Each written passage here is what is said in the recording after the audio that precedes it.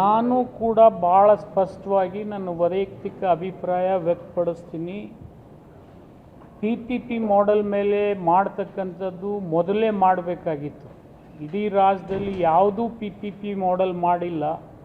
ಆದರೆ ಬಿಜಾಪುರಕ್ಕೆ ನೀವು PPP model ಮಾಡ್ತಾಯಿದ್ರೆ ಇದು ನನ್ನ ವೈಯಕ್ತಿಕ ಅಭಿಪ್ರಾಯ ಮೇರೆಗೆ ಇದು ಜನರಿಗೆ ಸಹಾಯ ಆಗೋದಿಲ್ಲ, ಜನರಿಗೆ ಪುನಃ ಶೋಷಣೆ ಆಗ್ತದೆ.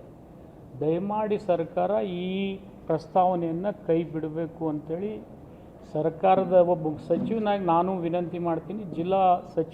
ಜಿಲ್ಲಾ ಒಬ್ಬ ಶಾಸಕನಾಗಿ ಮಾನ್ಯ ಮುಖ್ಯಮಂತ್ರಿಗಳಿಗೆ ನಿವೇದನೆ ಮಾಡ್ಕೊಳ್ತೀನಿ.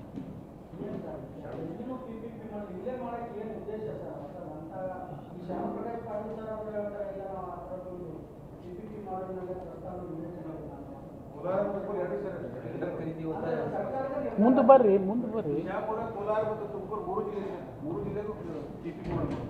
ಇಷ್ಟೆಲ್ಲ ಕಾಲೇಜಸ್ಸು ಪ್ರೈವೇಟ್ ಮಾಡಿ ಯಾವ ಕಾಲೇಜು ಏಮ್ಸ್ ಸ್ಟ್ಯಾಂಡರ್ಡ್ನಲ್ಲಿದೆ ಅಂಥ ಕಾಲೇಜಿಗೆ ನೀವು PPP ಮಾಡೆಲ್ ಮಾಡೋದು ಸೂಕ್ತ ಅಲ್ಲ. ನೀವು ಬಾಗಲಕೋಟೆಗೆ ಬೇಕಾದರೆ PPP ಮಾಡೆಲ್ ಮಾಡ್ಬೋದು. ಯಾಕಂದರೆ 30 ಎಕರೆ ಜಮೀನಿದೆ, 35 ಎಕರೆ ಇದೆ ಅವರಿಗೆ. ಅಲ್ಲಿ ಬೇಕಾದರೆ ಮಾರಿಡಿದ್ರೆ ನಡೀತದೆ. ಇಲ್ಲಿ 126 30 ಎಕರೆ 40 ಇರ್ಬೋದು, ಈಗ ಹೆಚ್ಚು ಕಡಿಮೆ 140 ಎಕರೆ ಜಮೀನು ಇಟ್ಕೊಂಡು ಇಲ್ಲಿ ಮೆಡಿಕಲ್ ಕಾಲೇಜ್ ನಡೀತಕ್ಕಂಥ ಎಲ್ಲ ಸವಲತ್ತುಗಳನ್ನು ನಾನೇ ಒಬ್ಬ ಸಚಿವನಾಗಿ ಸೃಷ್ಟಿ ಮಾಡಿದ್ದೆ. ಒಂದು ಟ್ರೋಮಾ ಸೆಂಟರ್ ಮಾಡಿದ್ದೆ, ಅದಕ್ಕೂ ಕೂಡ ಸಿಬ್ಬಂದಿ ಕೊಡಲಿಲ್ಲ, ಅನುದಾನ ಕೊಡಲಿಲ್ಲ. ನಾನು ಕ್ಯಾಬಿನೆಟ್ನಲ್ಲಿ ಪ್ರತಿ ಬಾರಿ ಧ್ವನಿ ಎತ್ತಾ ಇದ್ದೀನಿ. ಅಲ್ಲಿಂದ ಕ್ಯಾನ್ಸರ್ ಸೆಂಟರ್ ಮಾಡಿದೆ, ಆಂಕಾಲಜಿ ಸೆಂಟರು, ಅದನ್ನು ಅರ್ಧಕ್ಕೆ ಕೈ ಬಿಟ್ಟಿದ್ದಾರೆ. ಇದು ಕೂಡ ನನಗೆ ನೋವಿದೆ. ಸೂಪರ್ ಸ್ಪೆಷಾಲಿಟಿ ಬಿಲ್ಡಿಂಗು 300 ಬೆಡ್ಡಿನ ಸೂಪರ್ ಸ್ಪೆಷಾಲಿಟಿ ಹಾಸ್ಪಿಟಲ್ ಕಟ್ಟಿಟ್ಟಿದ್ದೀವಿ. ಮಾಡ್ಯುಲರ್ OTಗಳನ್ನು ಮಾಡಿದ್ದೀವಿ. ಅದನ್ನು ಕೂಡ ಇವತ್ತು ರಾಜ್ಯದ ಜಿಲ್ಲೆ ಜನರಿಗೆ ಉಪಯೋಗ ಆಗದೆ ಇರತಕ್ಕಂಥ ಸ್ಥಿತಿ ಇಟ್ಟಿದ್ದಾರೆ. ಇದ್ರ ಬಗ್ಗೆ ನನಗೂ ನೋವಿದೆ, ತಾವು ಬರಿಬೋದು. ಅದನ್ನು ಜನರು ಪತ್ರಿಕೆಯಲ್ಲಿ ಪ್ರತಿಕ್ರಿಯೆ ವ್ಯಕ್ತಪಡಿಸ್ತಾ ಇದ್ದಾರೆ. ನಾನು ಆ ರೀತಿಯೂ ಹೇಳೋದಿಲ್ಲ. ಬೇಸಿಕಲಿ ನಾವು ಹಿಂದೆ ಯಾವುದೇ ಮುಖ್ಯಮಂತ್ರಿಗಳಿದ್ದಾಗೂ ಕೂಡ ಬಿಜಾಪುರ ಮೆಡಿಕಲ್ ಕಾಲೇಜ್ ಆಗಬೇಕು ಅಂಥೇಳಿ ಮನವಿ ಮಾಡ್ಕೊಂಡಿದ್ವಿ ಕೇಂದ್ರ ಸರ್ಕಾರಕ್ಕೂ. ಕಡೆಗೆ ನೀವು ರಾಜ್ಯ ಸರ್ಕಾರ ನಿಮ್ಮ ಮೆಡಿಕಲ್ ಕಾಲೇಜ್ ಮಾಡದೇ ಇದ್ದರೆ ಏಮ್ಸ್ ಬಿಜಾಪುರ ಕೊಡಿ ಅಂಥೇಳಿ ಕೂಡ ನಾವು ಹೇಳಿದ್ವಿ. ಆದರೆ ಇನ್ನು ಜಿಲ್ಲಾ ಸಂಸದರು ಕೂಡ ನಾನು ಅವರಲ್ಲಿ ವಿನಂತಿ ಮಾಡ್ಕೊಳ್ತೀನಿ, ಅವರು ಧ್ವನಿ ಎತ್ತಿ ಗೋಳಗುಮುಟ್ಟ ಹತ್ರ ಕಟ್ಟೋಕ್ಕಾಗಂಗಿಲ್ಲ, ಅಟ್ಲೀಸ್ಟ್ ಏನು ಸರಿ ಒಂದು ತಂದು ಕೊಟ್ಟರೆ ಸಾಕು.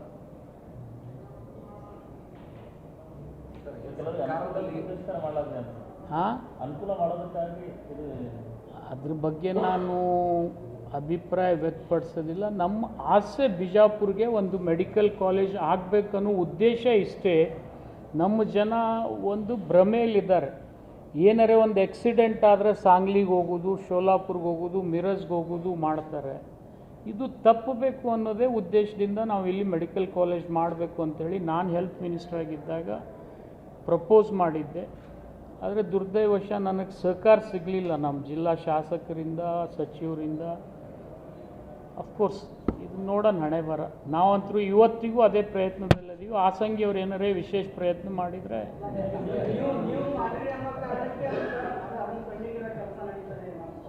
ಇರ್ಬೋದು, ಅದನ್ನು ಇದ್ದರೂ ಅವರಲ್ಲಿ ನಾನು ಹೇಳ್ತೀನಿ, ನೀವು ಯಾರು ಹೆಸರು ಹಾಕ್ರಿ, ಆದರೆ ಬಿಜಾಪುರದಲ್ಲಿ ಕಾಲೇಜ್ ಮಾಡಿರಿ.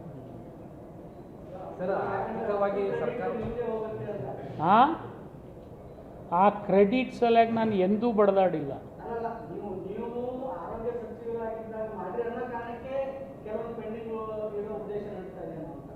ನನಗೂ ಹಂಗೆ ಅನ್ನಿಸ್ತಾ ಇದೆ.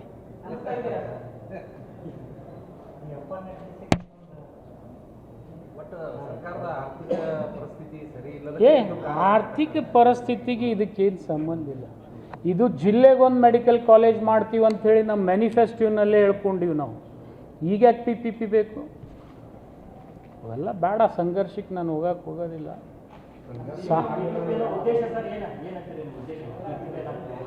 ನಾನು ಏನಿಲ್ಲಪ್ಪ, ನನಗೆ ಇಷ್ಟೇ. ಈಗಲೂ ಮುಖ್ಯಮಂತ್ರಿಗಳಿಗೆ ನಿಮ್ಮ ಮುಖಾಂತರ ಉಪಮುಖ್ಯಮಂತ್ರಿಗಳಿಗೆ ನಾನು ವಿನಂತಿ ಮಾಡ್ಕೊಳ್ತೀನಿ,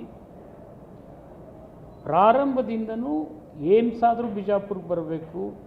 ಯಾಕಂದರೆ ಅದು ರಾಯಚೂರಕ್ಕೆ ಹಿಂದೆ ಬಂಗಾರಪ್ಪನವರು ಓಪೆಕ್ ಕಾಲೇಜ್ ಮಾಡಿಕೊಟ್ರು, ಓಪೆಕ್ ಮೆಡಿಕಲ್ ಕಾಲೇಜ್ ಮಾಡಿಕೊಟ್ರು, ಓಪೆಕ್ ಹಾಸ್ಪಿಟಲ್ ಮಾಡಿದರು. ಅಲ್ಲಿ ಅವರು ಒಂದು ಹಂತದಲ್ಲಿದ್ದಾರೆ. ಧಾರವಾಡದಲ್ಲಿ ಸಿಕ್ಕಾಪಟ್ಟೆ 2-3 ಮೆಡಿಕಲ್ ಕಾಲೇಜ್ ಇದ್ದಾವೆ, ಫೆಸಿಲಿಟಿ ಇದೆ. KMC is the biggest hospital ಇನ್ ಕರ್ನಾಟಕ. ಅಲ್ಲಿ IITನೂ ಇದೆ. ಆದರೆ ಇಡೀ ಉತ್ತರ ಕರ್ನಾಟಕದ ಕೊನೆ ಜಿಲ್ಲೆ ಇದು, ಮಹಾರಾಷ್ಟ್ರ ಗಡಿಗೆ ಹೊಂದ್ಕೊಂಡಿರ್ತಕ್ಕಂಥದ್ದು.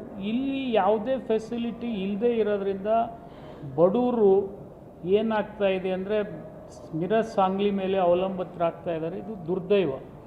ಜೊತೆಗೆ ನಾನು ಇನ್ನೂ ಒಂದು ಸಾಧನೆ ಮಾಡಿ ತೋರಿಸಿದೆ. ಏನಪ್ಪ ಅಂದರೆ MCH ಹಾಸ್ಪಿಟ್ಲ್ ಬಿಜಾಪುರ್ನಲ್ಲಿ ಇರಲಿಲ್ಲ ಮೊದಲು. 150 ಬೆಡ್ಡೆಡ್ MCH ಹಾಸ್ಪಿಟ್ಲ್ ಮಾಡಿದ ಮೇಲೆ ಇಡೀ ಬಿಜಾಪುರ ಬಡವರಿಗೆ ಅದು ಅನುಕೂಲ ಆಯ್ತು. ಇವತ್ತಿಗೂ 30ರಿಂದ 35, 40, 50 ಹೆರಿಗೆಗಳು ಕಾಯ್ತಾ ಇರ್ತಾವೆ. ಅಷ್ಟು ಜನ Bijapur civil hospital has been recognised as a best hospital in state MCHನಲ್ಲಿ.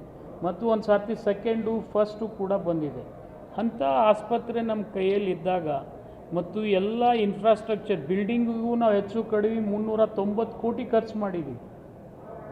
ಮತ್ತು ಕಾಲೇಜ್ ಮಾಡೋಕ್ಕೆ ನರ್ಸಿಂಗ್ ಕಾಲೇಜ್ ಕೂಡ ನಾನು ಮಾಡಿದ್ದೀನಿ, ಪ್ಯಾರಾಮೆಡಿಕಲ್ ಕಾಲೇಜಸ್ ಮಾಡಿದ್ದೀನಿ ಸಿವಿಲ್ ಹಾಸ್ಪಿಟಲ್ನಲ್ಲಿ.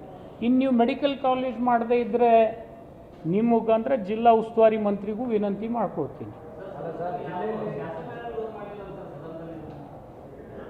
ಅದು ನೀವು ಬೇರೆ ಮತ್ತು ನನಗೆ ಅವರಿಗೆ ಸಂಘರ್ಷಕ್ಕೆ ಒಯ್ಬೇಡ್ರಿ, ನೀವು ಅವ್ರಿಗೆ ಕೇಳ್ರಿ. ನಾನು